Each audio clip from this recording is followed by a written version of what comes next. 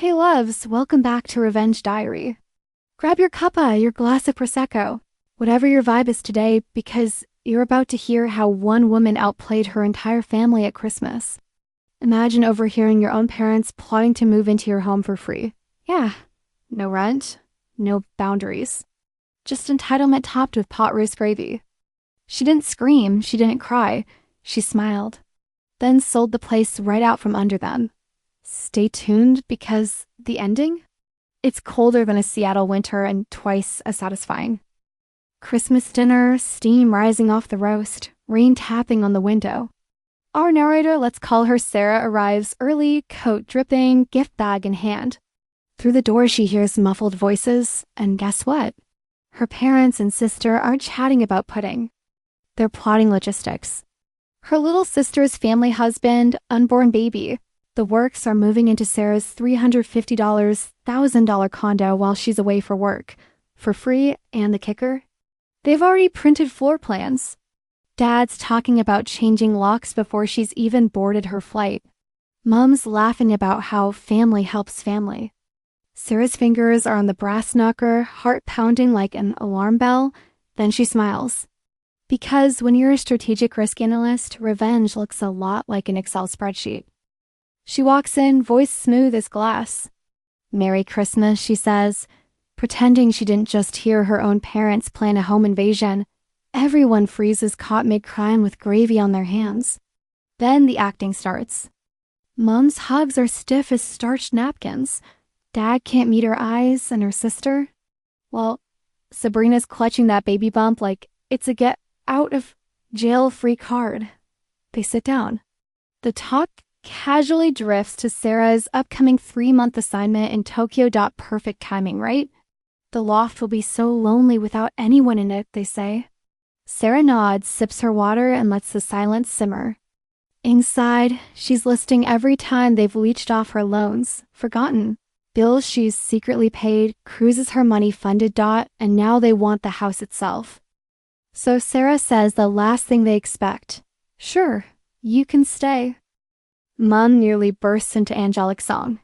Blake, the brother-in-law with the ego of a small nation, claps her on the back. They raise their glasses to family unity. Meanwhile, Sarah's calculating timelines like she's trading stock options.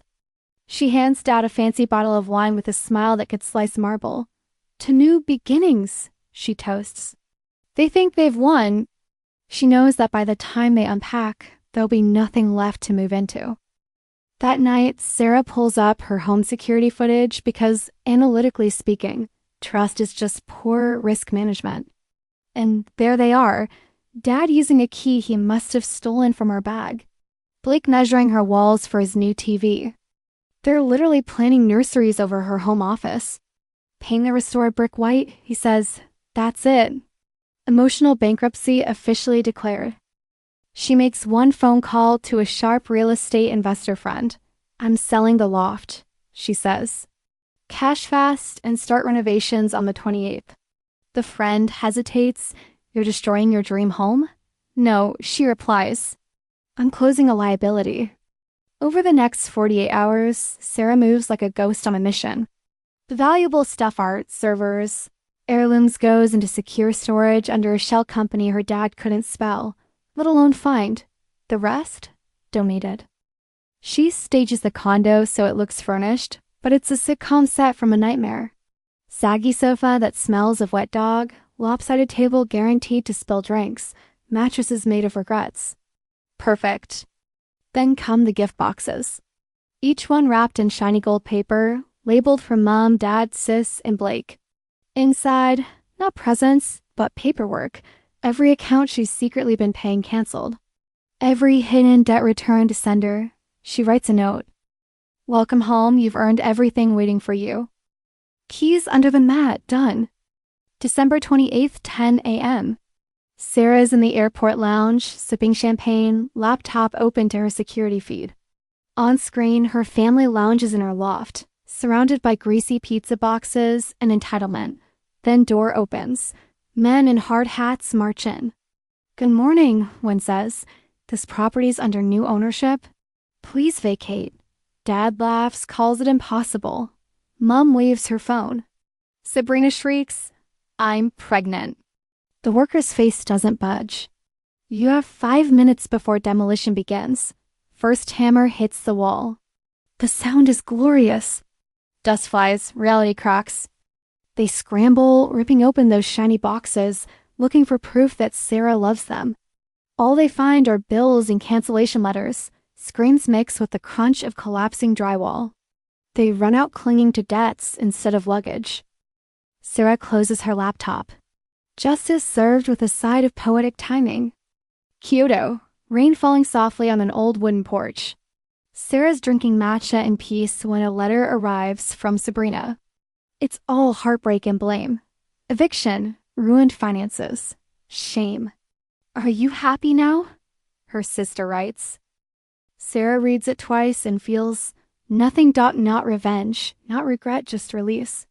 Because she didn't destroy them, she simply stopped rescuing them. Big difference, eh?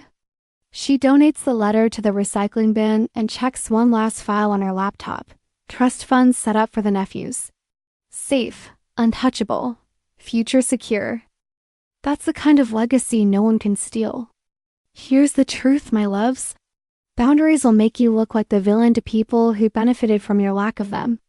But peace, real peace, is worth every slammed door. If you enjoyed Sarah's story, hit subscribe to Revenge Diary, because next week, another tale of karmic balance is on the list, and trust me, you'll want to hear how that one ends. Share this with a friend who's ever been the responsible one in their family. Let them know you're not cold. You're just done being used. And with that, cheers to your boundaries, your bank account, and your freedom.